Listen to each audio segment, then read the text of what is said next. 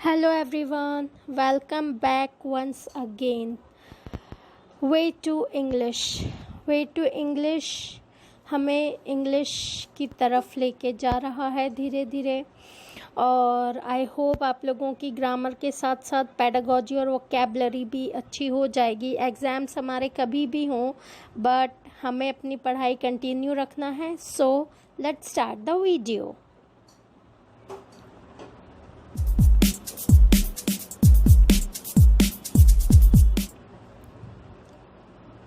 तो जैसा कि आप लोग जानते हैं माय डियर फ्रेंड्स कि हमने हैज़ बीन को कंप्लीट किया है। आज हम हैव बीन करेंगे, फिर हैव नॉट बीन को देखेंगे कल। तो इसके बाद में मैं आपको क्वेश्चन फॉर्मेशंस भी बताऊंगी इसका, हैव, हैज़, हैड का। उसके बाद हम आगे बढ़ेंगे। तो आई होप काफ़ी चीज़ें क्लियर होती जाएंगी धीरे धीरे। चलिए आज का सेशन स्टार्ट करते हैं। हैव बीन का यूज़ कहाँ होता है ये हमें थोड़ा बेसिक फैक्ट्स देखना है पहले। Have been is used in present perfect tense. ये प्रेजेंट परफेक्ट टेंस में यूज़ होता है। प्रेजेंट परफेक्ट टेंस में यूज़ होता है, ठीक है, हम वही देख रहे हैं अभी। फिर have been is use for first and second person. First person I और सेकेंड पर्सन यू, है ना। फर्स्ट एंड सेकेंड पर्सन के लिए यूज़ होता है। Singular and all plurals. Plural के लिए हैव यूज़ होता है, आप लोगों को मैंने पहले भी बताया था। और सिंगुलर फर्स्ट पर्सन में आई आता है तो आई के साथ भी हैव लगता है, इसीलिए फर्स्ट पर्सन यहाँ कहा गया है और सेकेंड पर्सन यू है।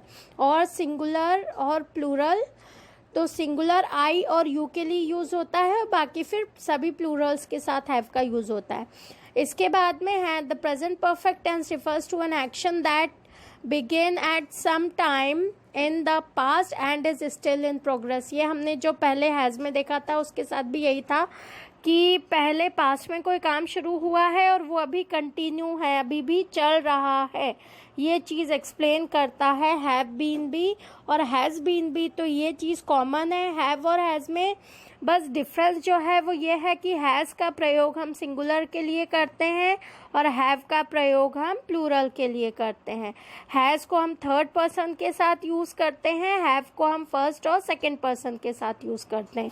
तो फर्स्ट पर्सन में आई आता है, आई के साथ हमेशा हैव लगता है, इसीलिए फर्स्ट पर्सन और यू सेकंड पर्सन है।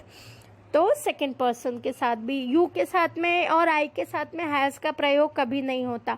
अगर आप लोग करते भी होंगे तो इस वीडियो को देखने के बाद अब कभी उसका यूज़ मत कीजिएगा, वो गलत है, ठीक है। मैं इसके बाद में आपको एक टेबल भी बाकायदा बनाकर दूंगी जो आपको इजीली समझ में आ जाए, लेकिन पहले हमें शॉर्टकट में नहीं समझना चाहिए, कुछ चीज़ें डिटेल में समझ लेनी चाहिए। इसके बाद ही हम उसके शॉर्टकट पर जब जाते हैं ना तो काफ़ी इजीली समझ में आ जाती हैं चीज़ें। तो ये इसके रूल्स थे तीनों और इसमें आप लोगों को कोई कंफ्यूजन नहीं होना चाहिए। अगर कोई कंफ्यूजन हो तो आप लोग प्लीज़ पूछ लीजिएगा। काफ़ी सिंपल सी चीज़ें रहती हैं। हैव, हैड और हैज़ का यूज़ होता है जब हैज़ को प्रेजेंट में यूज़ करते हैं, हैव को भी यूज़ करते हैं, लेकिन जो हैड है वो पास्ट में यूज़ होता है। अब देखिए स्लाइड आपके सामने जो नेक्स्ट है, इसमें एग्जाम्पल्स दिए हैं। मैं 2 बार अमेरिका होकर आया हूँ। इसके लिए मैंने क्या कहा है, I have been to America twice. 2 बार मतलब ट्वाइस बोल दिया, 2 टाइम्स बोलने की बजाय ट्वाइस बोल दिया, इट इज़ करेक्ट। नेक्स्ट है, क्या तुम गोरखपुर होकर आए हो। हैव यू बीन, स्पेशली आए हो के लिए यूज़ होता है, या गए हो, आए हो। हैव यू बीन, क्या तुम गोरखपुर गए हो कभी या होकर आए हो कभी वहाँ से, ठीक है। तो यहाँ पर भी यू के साथ में यूज़ हुआ, आई के साथ में यूज़ हुआ। अब देखिए नेक्स्ट में हैव बीन प्लस नाउन का प्रयोग, मतलब नाउन मतलब किसी का नाम है ना, का प्रयोग उस समय होता है जब हम यह बताना चाहें कि कोई व्यक्ति किसी पदवी पर रह चुका है। जैसे मैं प्राइवेट स्कूल में टीचर रह चुका हूँ। I have been a teacher in a private school. मैं प्राइवेट स्कूल में टीचर रह चुका हूँ। या रमेश प्राइवेट स्कूल में टीचर रह चुका है ना, रमेश करके भी बोल सकते थे इस तरह। फिर मैं पुलिस में रह चुका हूँ, I have been a policeman. मैं एक पुलिसमैन रह चुका हूँ। जैसे I have been a businessman, I have been a lecturer.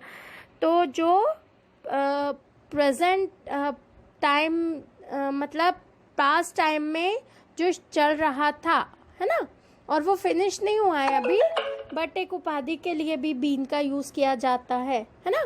या I have been a policeman, मतलब मैं पुलिसमैन हूँ। I have been a teacher, मैं एक टीचर हूँ। प्रेजेंट पास्ट टाइम में भी था और प्रेजेंट में चल रहा है, ठीक है। रह चुका हूँ मतलब से ये नहीं है कि फिनिश हो गया है, अब टीचर नहीं रहा, ऐसी बात नहीं है। तो फ्रेंड्स ये चीज़ आई होप आप लोगों को समझ में आई होगी, किसी प्रकार का कंफ्यूजन नहीं है। एग्जाम्पल्स हम और देखेंगे। मैं ज़्यादा लेंथी वीडियो इसलिए नहीं बनाती हूँ क्योंकि सब स्टफ़ हलवा बन जाएगा आपके दिमाग में जाकर, बहुत सारी चीज़ें मिक्सचर बन जाएगा, तो वो नहीं चाहती मैं ऐसी कंडीशन, इसलिए मैं थोड़ा थोड़ा सा ही पढ़ा रही हूँ। क्योंकि स्पोकन इंग्लिश अगर किसी को सीखनी है तो उसको धीरे धीरे सीखनी पड़ेगी। आप इसी के आप बहुत सारे एग्जाम्पल्स बना के देख सकते हो, हिंदी में भी लिख के फिर उसको इंग्लिश में कन्वर्ट कर सकते हो, ट्रांसलेट कर सकते हो। अब इकट्ठी सभी चीज़ें एक दिन में नहीं हो सकती ना, और हमें फिर वर्ग 3 की भी तैयारी करनी है। तो friends please subscribe my channel, like share and comment. आप लोगों को जो भी अच्छा लगता हो उसको प्लीज़ बताइए, कुछ गलत लगता हो तो उसे भी बताइए।